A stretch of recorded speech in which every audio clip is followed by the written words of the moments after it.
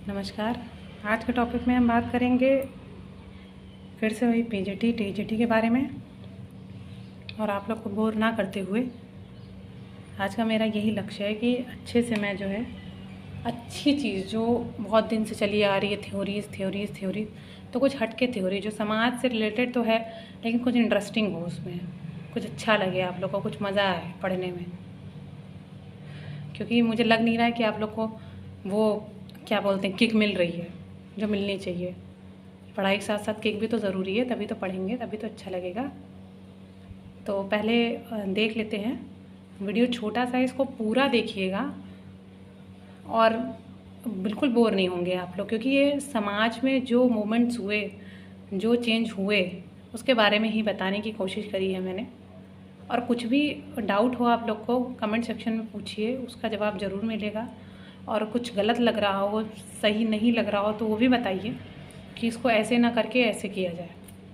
और बाकी मैंने बोला था जब बड़ा बोर्ड ले आऊँगी तो खुद से रूबरू होंगी, रूबरू कराऊँगी आप लोग को, ताकि आप लोग को पता तो चले आपके टीचर जिससे आप पढ़ रहे हैं वो एक्चुअल में कैसी है। मान लीजिए कि कभी आमना ही सामना हो गया।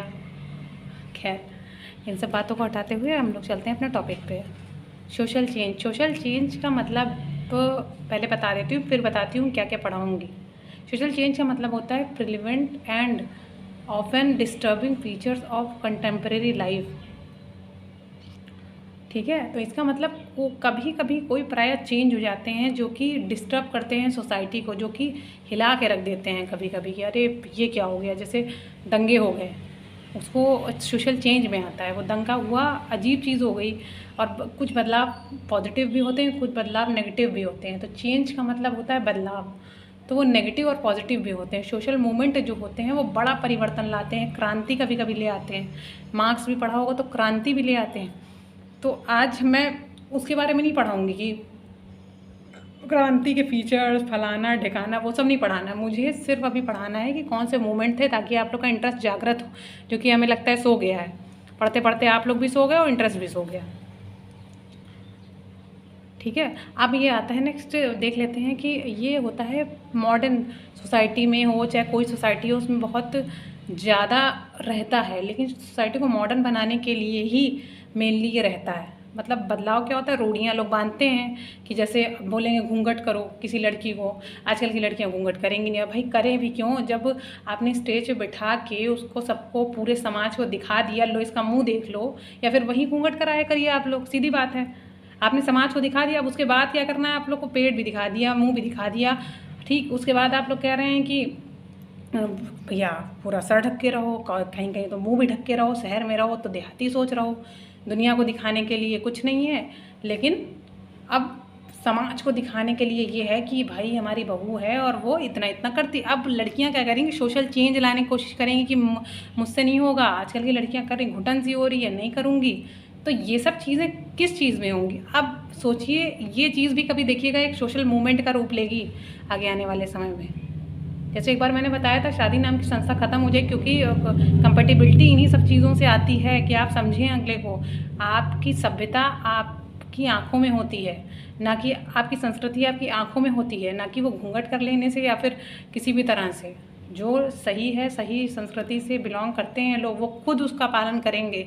आपको कहने की आवश्यकता नहीं है कि आप कपड़े पहनिए अच्छे तो ही आप संस्कारी हैं बहुत बड़े, ऐसा नहीं होता है। तो ये सोशल मूवमेंट और सोशल चेंज इसी से रिलेट करता है। फिर आती है इसमें एक बात देख लीजिए, कंटेंट जो मैं पढ़ा रही हूँ उसमें conflict theory, discovery, invention, diffusion, इस पर डिपेंड है। कल्चर लैक है, वो भी मैं पढ़ाऊँगी। फिर उसके बाद मैं पढ़ाऊँगी थ्योरीज जिसने जिसने दी हैं, अगस्त कॉन्टे ने, हर्बर्ट स्पेंसर ने, टॉनीज़ ने।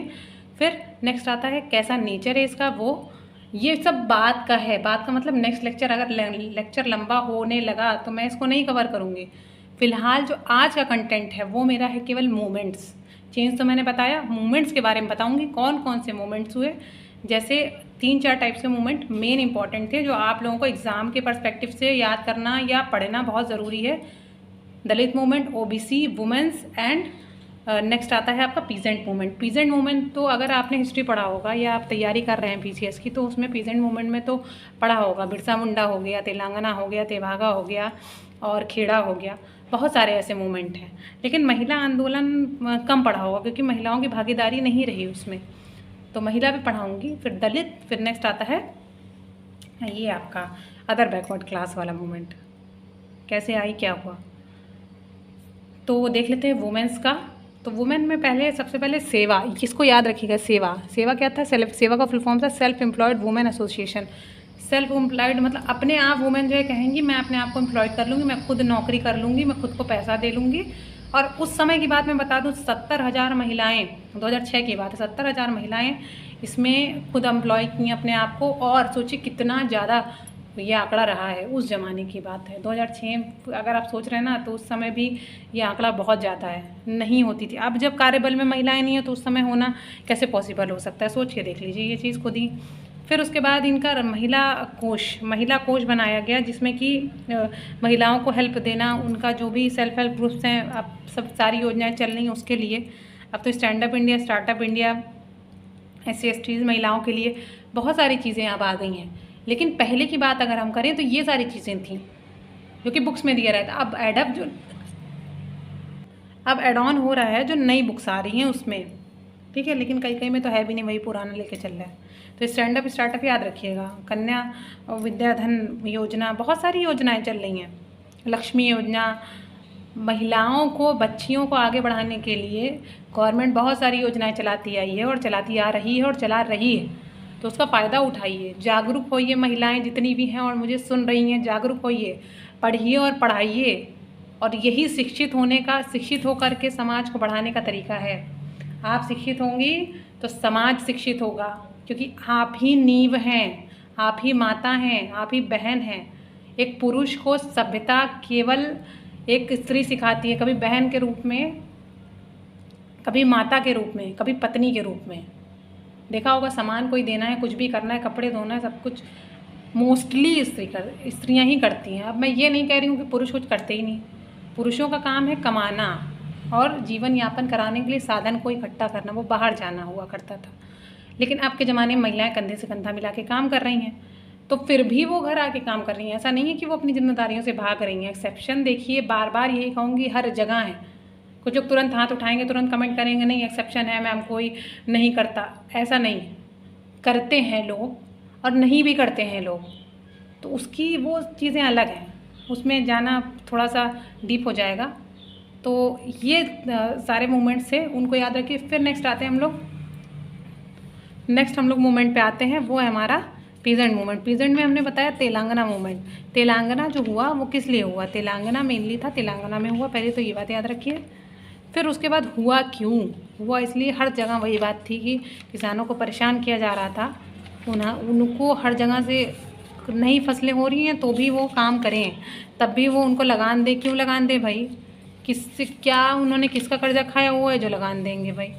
तो वो लगान ना देना पड़े, इसलिए जो है उन्होंने मूवमेंट किया, वो बदलाव आया। जब किसी को दबाएंगे आप तो वो नहीं दबने की एक सीमा होती है। कोई भी पर्वत होता है ना, पहाड़ होता है, अगर दबाव होगा तो पर्वत टूटता है। तो उसी तरह किसी इंसान को दबाएंगे, इंसानों के ग्रुप को दबाएंगे तो वो भी टूटेगा। और टूटने के बाद फिर क्या होगा? फिर देखिए मूवमेंट्स होते हैं, क्रांतियाँ होती हैं फिर, और कुछ होता नहीं है। नालगोंडा डिस्ट्रिक्ट में हुआ था, हैदराबाद में। तो बहुत ज़्यादा वो कर रहे थे कि आपको मूवमेंट देना पड़ेगा नवाब, लेकिन मूवमेंट नहीं, लगान। तो उन्होंने गोरिल्ला आर्मी तैयार की, उनके पास थी 5,000 लोगों की। और इसमें क्या हुआ कि लैंडलॉर्ड को उन लोगों ने मारा, है ना। फिर उसके बाद आता है निज़ाई बोल मूवमेंट। निज़ाई बोल movements means the declaration of actual possession of land by kisan, कि उनको मालिकाना हक दे दीजिए। आप क्यों रखे हुए हैं उनकी ज़मीन? फालतू में ज़मीन रख के बैठे हुए हैं, कब्जा भी आपका है, उस पर बेचारा बो रहा है तो वो भी आपको दे दे, फिर खाए क्या? नंगा भूखा ही टहला करे क्या वो?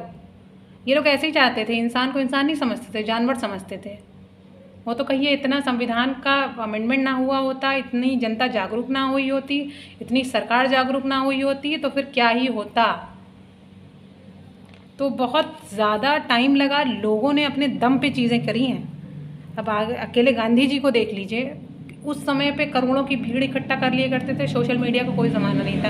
अगर ये चीज़ मैं बैठ कर सोचती हूँ ना तो ये बहुत बड़ा अजीब सा लगता है। मतलब वो इतने इन्फ्लुएंशियल इंसान थे कि बिना ऑनलाइन किए हुए चीज़ों को रुपए भी इकट्ठा कर ले रहे हैं, जो 1920 में उन्होंने इकट्ठा किया 1 करोड़ रुपए के लगभग, और लोगों को भी इकट्ठा कर ले रहे हैं। क्या पर्सनैलिटी रही होगी, उनसे मिलने का मौका मिला होता तो बात की बात थी, लेकिन कहाँ मिलने का मौका मिल पाया।